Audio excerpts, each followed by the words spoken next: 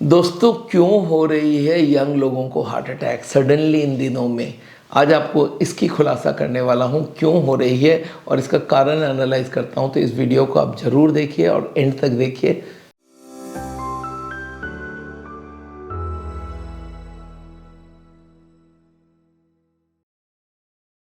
दोस्तों, आजकल यंग लोगों को हार्ट अटैक हो रहा है और उसका कारण ढूंढने के लिए आज ये वीडियो बना रहा हूँ। मैं आपको ये बता सकता हूँ कि हार्ट अटैक के जो रीजंस थे वो पहले भी थे, अब भी है, and suddenly there is a sprout of heart attack in young.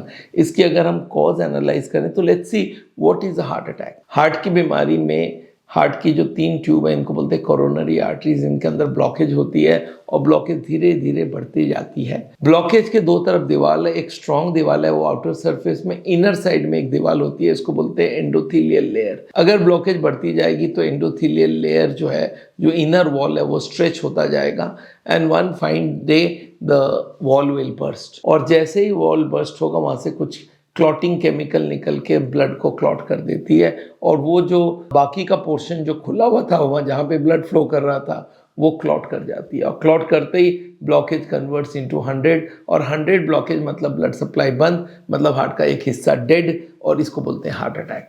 अब ये देखा जाता था आगे के ज़माने में, हमारे पास पेशेंट आते थे जिनकी ब्लॉकेज बढ़ती जा रही है, 70 हो गई, 80 हो गई, 90 हो गई और अभी तक हार्ट अटैक नहीं हो रहा है। आजकल ये देखा जा रहा है 40, 50, 60 की ब्लॉकेज है एंड सडनली मेम्ब्रेन बर्स्ट। तो इसका मतलब क्या है कि मेम्ब्रेन की जो स्ट्रेचेबिलिटी है वो कम हो गई है, उसकी फ्लेक्सिबिलिटी कम हो गई है, मेम्ब्रेन कमज़ोर होने लग गई है।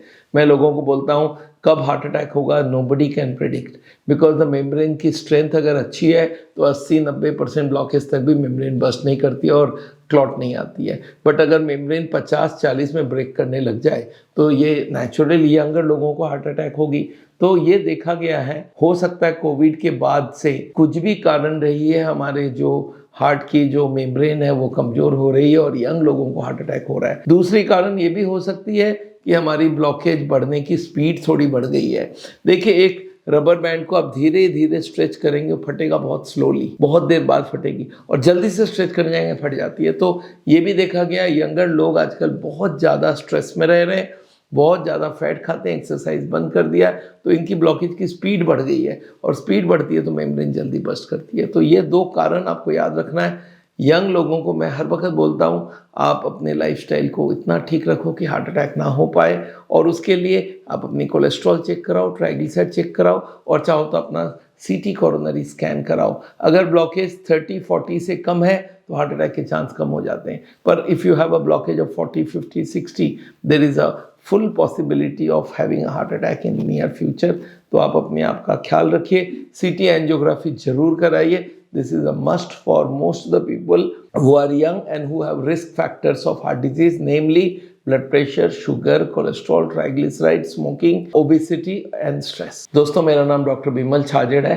हार्ट का ट्रीटमेंट करते हैं हम लोग लाइफस्टाइल चेंज करके, खान पीन रहन सहन चेंज करके। हमारे ज़ीरो ऑयल कुकिंग के बारे में आपने नहीं सुना है तो आप टाइप कीजिए ज़ीरो ऑयल कुकिंग यूट्यूब में, गूगल में, you will find our details.